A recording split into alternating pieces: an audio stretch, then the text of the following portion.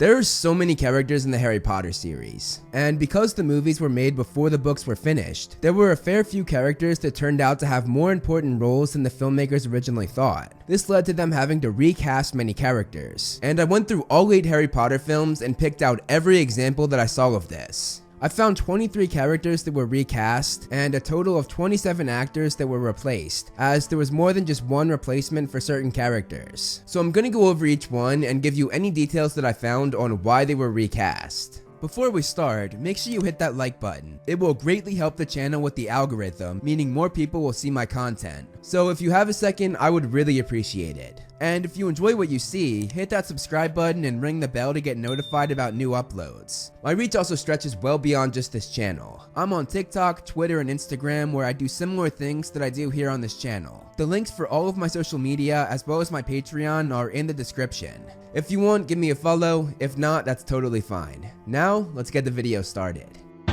The Fat Lady. The Fat Lady was known for being a bit of a drunk in the books, being drunk with her other portrait friends on numerous occasions. She did not have this personality in the movie version of the Philosopher's Stone though, or for my American viewers, the Sorcerer's Stone. The role originally belonged to Elizabeth Spriggs, who played it as more of a classy and elegant Shakespearean portrayal. Password.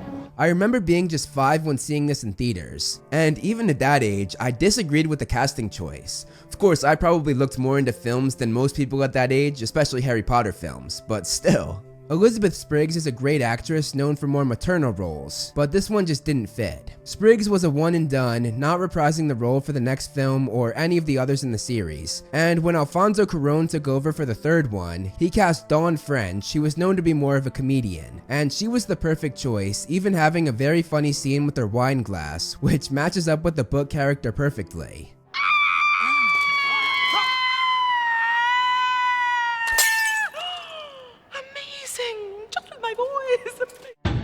Katie Bell. Katie Bell was one of the chasers on the Gryffindor Quidditch team, and when they cast her for the first movie, there was no way of knowing how involved the character would be when it came time for the Half-Blood Prince. So they didn't think the casting was too important, and this led to Emily Dale getting the part, someone who had no acting experience whatsoever. She had 0 lines during her tenure as Katie for the first 2 movies, and Katie's character did not make an appearance for the 3rd, 4th, or 5th films. When it came time for the 6th movie, it had been 7 years since Dale played the character, so they decided to go out and get a new actress with a bit more experience, and Georgina Leonidas was brought on board. She also reprised her role for the 8th film, The Deathly Hallows Part 2, but here we were back to Katie Bell not having any dialogue, so she was mostly in the background.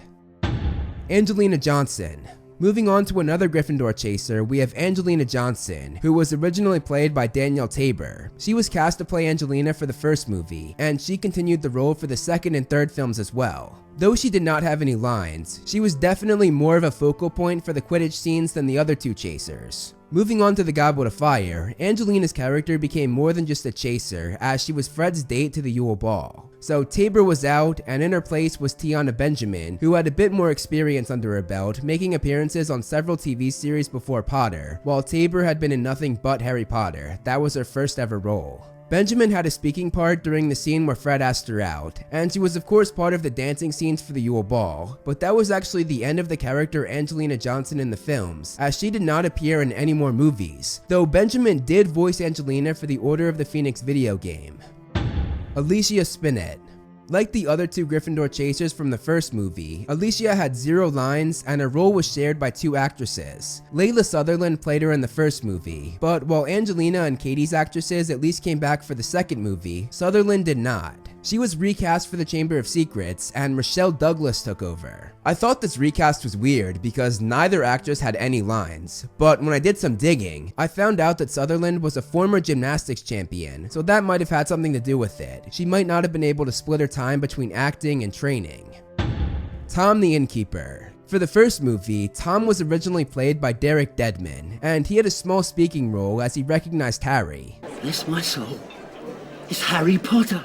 Like the Fat Lady though, Alfonso Cuarón recasted the role when he took over for The Prisoner of Azkaban, giving the part to Jim Tavare instead. And while I agreed with Alfonso's choice for the fat lady, I disagreed with his choice for Tom. Deadman's portrayal of the character was pretty book accurate in the first film, especially his personality and the way he spoke, but Alfonso decided to make Tavares' Tom have a hunchback and be sort of brain dead.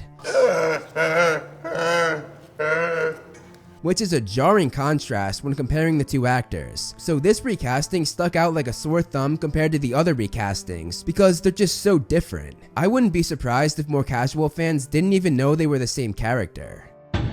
Susan Bones. Susan Bones was played by two different actresses. The first actress to play her was actually Chris Columbus's daughter, Eleanor Columbus, and she played the character for the two films her father directed, which were the first two movies in the series. She did not have any lines, but she was front and center when she was called up for the sorting ceremony. Susan Bones! Susan Bones did not appear in any more Harry Potter films until the Deathly Hallows, but instead of Eleanor playing her, she was instead played by Emma Jane Corbaz, who honestly had an even smaller role than Eleanor, not even being credited on most pages online, but she can at least say that her picture was the picture chosen for the character's wiki. Bill Weasley. Bill did not make an appearance in the books until the fourth in the series, The Goblet of Fire, but he was briefly seen in The Prisoner of Azkaban for both the book and the film, as he was seen in a newspaper cutout from the Weasleys' trip to Egypt. There he's played by Richard Fish. It's a blink and you'll miss it moment, as he was only on screen for 5 seconds. Literally, I counted. Many fans thought that Fish would return as Bill Weasley in the fourth film, but unfortunately they cut him out from that movie, and the next movie, and the movie after that, even though he played a key part in the Battle of the Astronomy Tower, which was a battle that they also cut. But anyway, after it had been 6 years since Fish's 5-second appearance as Bill, and seeing as he did not have much acting experience under his belt, they decided to just recast him for the Deathly Hallows, and Donald Gleason took over. And fun fact, he's actually the son of Brendan Gleeson, the actor who played Mad-Eye Moody. And I don't know if this is a coincidence or if the casting directors really paid that much attention to detail, but in The Half-Blood Prince, there's a passage that says, "His scars were as bad as ever. In truth, he now bore a distinct resemblance to Mad-Eye Moody, though thankfully with both eyes and legs." So if they did this on purpose, the casting team went out and casted the son of Moody to ensure that passage was met to perfection. Griphook. Griphook had a very small role in the first book, as he was the one who escorted Harry and Hagrid through the bank Gringotts, but the filmmakers could have never known how important he would become in the final book. Vern Troyer was cast as Griphook for the first movie, someone who was a really respected actor, being most well known for the Austin Powers movies. Because he was so well respected, many were surprised that he did not reprise his role for the final 2 films, but fans have speculated that this was a personal choice by the filmmakers, the studio, and even J.K. Rowling, as it's a fact that they didn't want any Americans to have large roles in the franchise. They even dubbed over Troyer's voice in the first movie to hide his American accent. Lamp, please. So that could have been a big reason why he didn't return, especially because Griphook went from a very small role to a very large one. They instead went with veteran Harry Potter actor Warwick Davis, who they not only trusted and knew very well over the past 10 years for playing Flitwick, but he was someone who could really bring a dark and mysterious essence to the role that Troyer might not have been able to do, especially with the difference in their voices, Warwick having a very chilling voice, and of course he had the English accent. Even amongst goblins, you're famous, Harry Potter. Gellert Grindelwald. When making this list, I debated whether or not to add this, because technically this is the Fantastic Beasts films, but I would still consider them part of the Harry Potter franchise. Johnny Depp of course played Grindelwald in the first 2 prequel films, and he was set to return for the 3rd, 4th, and 5th films, but his relationship with Warner Brothers ended before they started making The Secrets of Dumbledore. I'm not going to add my personal opinions on the matter here, because frankly this video is not the time nor the place to do it, and it's a very sensitive topic. But Warner Brothers split ties with him due to personal struggles in his marriage with Amber Heard, and I'll leave it at that. Warner Brothers did not want to be associated with the situation, so they dropped Depp and cast Mads Mikkelsen to replace him. But I'm hopeful he will be a good replacement for Depp. They have similar looks and even similar acting styles, which I think is very clear when watching Mads on the show Hannibal. Hopefully he'll make a good Grindelwald, because honestly, he has big shoes to fill with Depp gone. Lavender Brown. Moving on to another controversial recasting, though for very different reasons, we have the character Lavender Brown. She was in every book, but she did not actually have a line of dialogue until the third one, so it was not terribly important to find someone who was really experienced. Because if she had a small role in the beginning of the books, she'll have a small role in the films too, right? Well, Rowling fooled the filmmakers again by making her Ron's girlfriend in the 6th book, something the filmmakers could have never seen coming. Now, it was never specified what race Lavender was in the books, so this granted them the liberty to look at actresses of all different backgrounds, and they landed on Kathleen Cawley to play her in the Chamber of Secrets, an actress who was of course black. She had very little to do, mostly just sitting or standing in the background. Then, when it came time for the Prisoner of Azkaban, they casted another girl to play her, and they landed on Jennifer Smith, another black actress, and just like Cawley, she had very little to do, mostly just being an extra. But then, when it finally came time for Lavender to take on a much bigger role in the Half-Blood Prince film, they decided to cast Jessie Cave, an actress who was white, even though the last 2 actresses had been black. This rubbed a lot of people the wrong way because right when she got a big role in the story, they changed the character's race. It also leaves some pretty big inconsistencies in the Harry Potter film franchise because this was not a very subtle recasting. Parvati Patil. Moving on to Lavender's best friend, we have Parvati Patil. Now, in the book, Parvati and her sister Padma were identical twins, but in the film they're not. The actresses that were put together were not even related. The twins were first cast in The Prisoner of Azkaban, and Parvati was played by Sitara Shah, who had no acting experience whatsoever. This was, and still is, the only thing she's credited for. She did have some screen time though, as she was front and center for Lupin's Boggart lesson, but that's the most she did during her time as Parvati. The twins of course took on a much bigger role in the Goblet of Fire when they went to the Yule Ball with Harry and Ron, and seeing as Shaw had no experience, they recasted her, giving Shefali Chowdhury the job, and she would reprise her role in the 5th and 6th films as well. Padma Patil. Like Sitara Shah, who played Parvati in the 3rd film, the actress playing her twin Padma named Sharan Sandhu had no acting experience either, and just like Shah, this film is the only thing Sharan is credited for even to this day. When the 4th film came around, they casted Afshan Azad as the second half of the Patil twins next to Chowdhury. Unlike Chowdhury though, she not only continued her role in the 5th and 6th films, but the 7th and 8th films as well, which Chowdhury did not return for. I always thought this was weird, because I would think Parvati would return over Padma, as she was a Gryffindor while Padma was a Ravenclaw, and Parvati was best friends with Lavender, who ended up dying in that movie. So instead of seeing Lavender's best friend's reaction to this, we saw her best friend's sister's reaction. Of course, Padma was a Gryffindor in the movie too though, so I guess the filmmakers just hoped they would be one and the same and audiences would not be able to tell which twin it was. But guess what, Warner Brothers? We did. Cedric Diggory. Now this is one that not a lot of people pick up on. You have to be a true fan to notice this. Cedric was of course famously played by Robert Pattinson in The Goblet of Fire. Everybody knows that. But what many people don't know is Cedric was actually played by a guy named Joe Livermore in the Prisoner of Azkaban film. So remember the match where Harry fell off his broom in the 3rd book and film? Well, they were playing Hufflepuff in that game. And guess who the seeker for Hufflepuff was? None other than Cedric Diggory.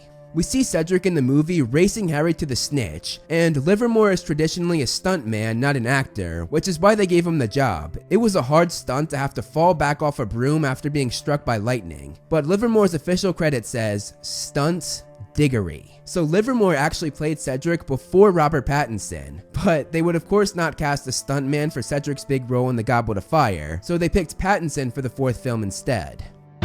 Aberforth Dumbledore. This is another one that only true fans will pick up on. Aberforth was of course played by Ciarán Hinds in The Deathly Hallows Part 2. But before that, Aberforth made a tiny little appearance in The Order of the Phoenix when the meeting for the DA took place in his pub, the Hog's Head. And there, he was played by Jim McManus. He was only on screen for a total of 5 seconds, but he's there. He was officially credited as Barman, but we all know who the barman of the Hog's Head is. At the time they were making the Order of the Phoenix film, the Deathly Hallows book had not yet been released, so no one except Rowling knew the important role the barman of the Hog's Head would play, because she's obviously a very secretive writer, not telling anyone any details. But when the 5th film came out, it was the same summer the final book was released. So audiences had Aberforth fresh in their head and realized that this barman in the 5th film was indeed Aberforth. Now, whether the filmmakers did that on purpose or not, I don't know. Rowling could have nudged them a bit to add a shot of the barman knowing what was to come. Or it could have just been a coincidence that made the filmmakers look really good and made them really lucky. Either way, Jim McManus definitely played Aberforth in the 5th film, and he was recast by Hines for the 8th film, which is why it's on the list. Tom Riddle. We saw Tom Riddle at the back half of his Hogwarts career twice in the Harry Potter films. The first appearance of the teenage Tom Riddle was of course the legendary Christian Coulson, who I just thought was outstanding in the Chamber of Secrets. He brought that role to life, perfectly going from calm and nice to manipulative and evil. It was absolutely brilliant. I find I can be very persuasive. Seeing as in the Chamber of Secrets he was a 24-year-old playing a 16-year-old, it would have been pushing it for him to return for the 6th film, as he would have been a 31-year-old playing a 16-year-old. The filmmakers realized this, and they decided to recast the teenage Tom Riddle for the Half-Blood Prince. They brought Frank Delane on board, and he was brilliant as well. He too had a manipulative presence masked by his charming front. But for me, Christian Coulson will always be my favorite. Voldemort. And sticking with the same character, we have the grown-up Voldemort. It's pretty crazy that there were actually 5 different actors to take on this character, as we had the young Tom Riddle, who obviously wasn't on this list because he was the only Tom at that age, and then we have the 2 teenage Riddles, and then the 2 adult Riddles. Richard Bremer was the first person to play the character in the Philosopher's Stone, or again, for my American viewers, the Sorcerer's Stone. He was the man on the back of Quirrell's head, and Bremer was pretty good in the role. Tell me, Harry, would you like to see your mother and father again? However, the filmmakers decided to go a different direction when it came time for Voldemort's big return in the Goblet of Fire. They hired Ralph Fiennes, who was a much bigger name than Bremer. The boy who lived. How lies have fed your legend, Harry. And Ralph would of course continue the role until the final film. Interestingly, Bremer was actually asked about Warner Brothers hiring a different actor in 2005, the year that the 4th film came out, and he said, "The producers spent a long time fighting to get me, so I'm very proud to have been the first. But the role is now being played by Ralph Fiennes, who was an old mate in the 4th film. I've been in the business a long time, and it didn't surprise me they just went for a bigger name being Hollywood-led, and I'm happy to pass it on to Ralph."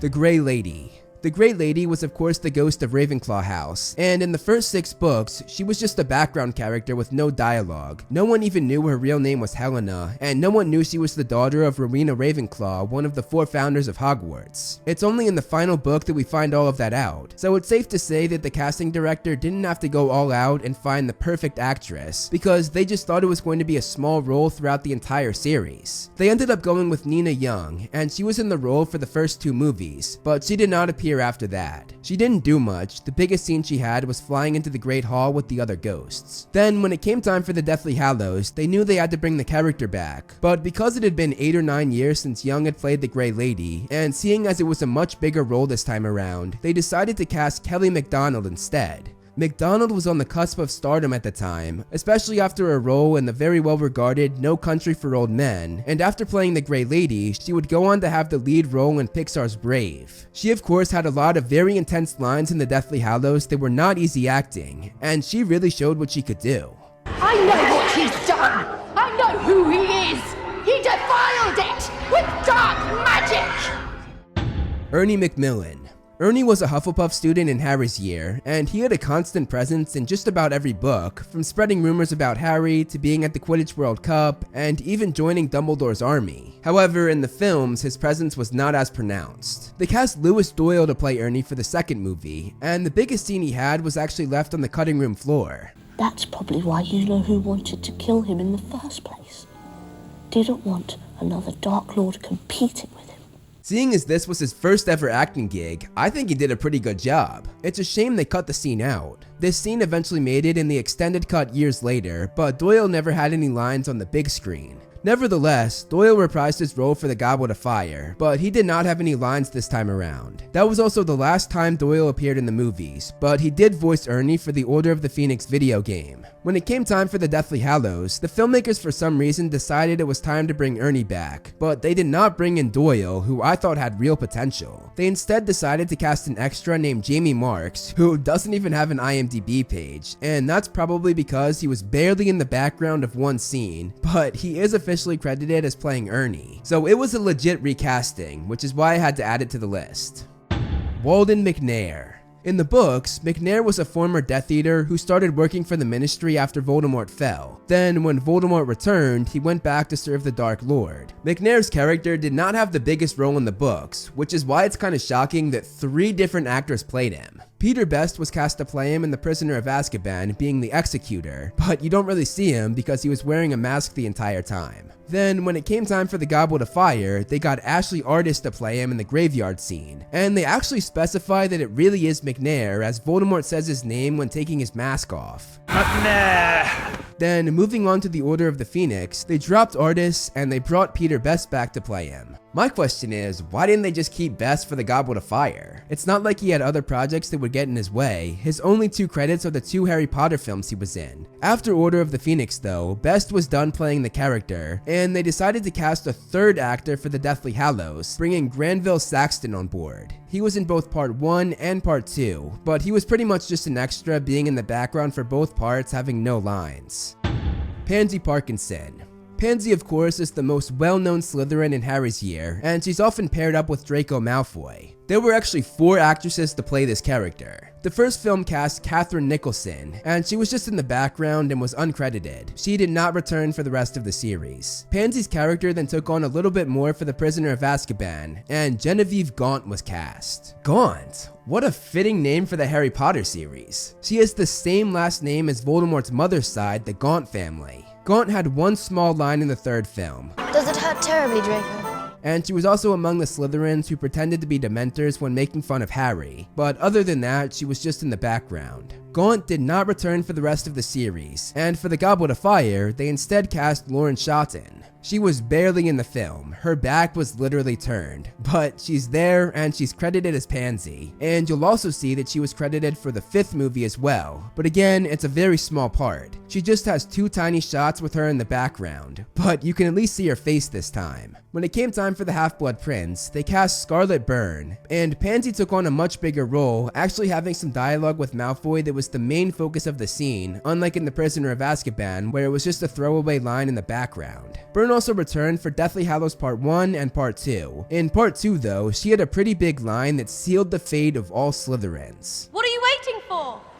Someone grab him! To lead Miss Parkinson and the rest of Slytherin House from the hall. Exactly where is it I'll be leading them to, Mom? The dungeons would do. It was at this moment that he knew. He fucked up. Alpheus Doge.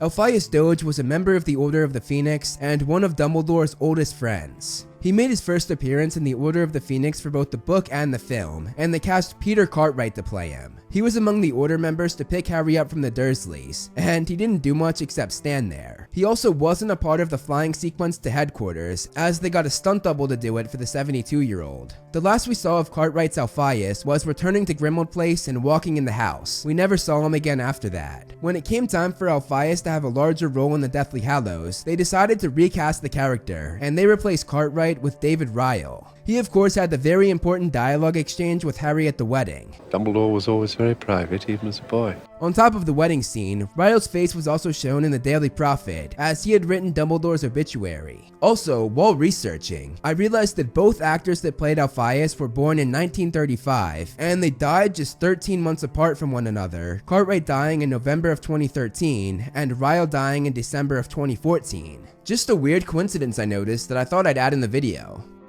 Kreacher. Kreacher the House Elf was voiced by 2 different actors. For his first appearance in the Order of the Phoenix, he was voiced by Timothy Bateson, and he of course had a number of scenes in the 5th film. Nasty brat standing there as bold as brass. However, Bateson died in April 2009, so he was unable to reprise his role for the Deathly Hallows, which started filming not long after his death. To replace the late actor, they brought in Simon McBurney, and I think he did a really great job matching up his voice with Bateson's. The boy who stopped the Dark Lord. Before Master Regulus died.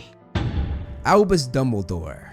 This is probably the most well-known and most obvious casting change. Dumbledore was played by Richard Harris for the first 2 movies, and he did a brilliant job. He actually thought about not taking the part, but his granddaughter convinced him to do it in the funniest way possible. My granddaughter called me and said, "Papa," she said, "if you don't play Dumbledore, I will never speak to you again." And I said, "Okay, I'll do it." Harris unfortunately began to get sick while they were editing the second movie, and he passed away less than a month before its release. Luckily, he was able to finish his work for the Chamber of Secrets, and he will always hold a place in Harry Potter fans' hearts. It is not our abilities that show what we truly are. It is our choices. When it came time for the third movie, the filmmakers put off recasting Dumbledore just because it was so hard for them to do. I remember agents start calling about possibilities to play Dumbledore. I remember David getting so upset and said, we're not going to discuss this for a long time. You know, he didn't want to go there. This was especially true for Chris Columbus, who was the director of the first 2 movies and a producer on the third one, and he had personally casted Harris himself. He actually told a story about his last exchange with Harris, and it really shows how much they valued him not only as Dumbledore, but as the incredible man that he really was. And I remember going to visit Richard at the hospital. He was very ill. At that point, the doctors were saying he was going to get better, he was going to be fine, but you just had a sense that he was not going to get better, that he was really frail at this point, and he said, the last thing he said to me is, "You better not think of replacing me." And I said, "Don't worry, how can we ever replace you?" And that was really the last exchange we had. And then he passed away 2 weeks later. They finally cast Michael Gambon to finish out the series, and Gambon knew going in that he could never replace Harris, so he gave his own version of Dumbledore. He even pretended he did not know he was replacing someone when asked about it in interviews, which is pretty funny. In any press conference that he was asked, "How do you feel stepping into Richard Harris' shoes?" he would pretend that he didn't know that he was replacing somebody. He would go, "Oh, am I?" Many people disliked Gambon's portrayal of Dumbledore, the infamous Goblet of Fire scene probably playing a big role in that. Harry, you put your name in the Goblet of Fire. No, sir. But when we got to the later films where Dumbledore was more physically active, it's clear that Gambon was the right choice, and honestly, it's unlikely that Harris could have physically done some of the scenes needed, something they obviously did not know when originally casting him, because the books where he was more active were not yet out at the time, only the first 4 books were out. Nevertheless, both Dumbledore actors were great in their own way, and both brought such a great presence to the role. And there you go, all 23 characters and 27 actors and actresses that were replaced. Let me know in the comments below what your favorite and least favorite recasting choice was, and I'll see you guys in the next video. Thank you so much for watching, guys. I hope you enjoyed the video. You can follow me on Instagram to see more of my personal life, like my cute dog Loki, and some behind the scenes movie flame stuff. I also do similar content on TikTok and Twitter that I do here on this channel, so if you like what I do here, check them out. All the handles are right below me, and links are in the description. Over here are my wonderful patrons. If you want to be featured on the next video, plus get a few other perks, become a patron today. As always, if you liked the video, hit that like button and subscribe, and look out for more great movie flame videos on the way.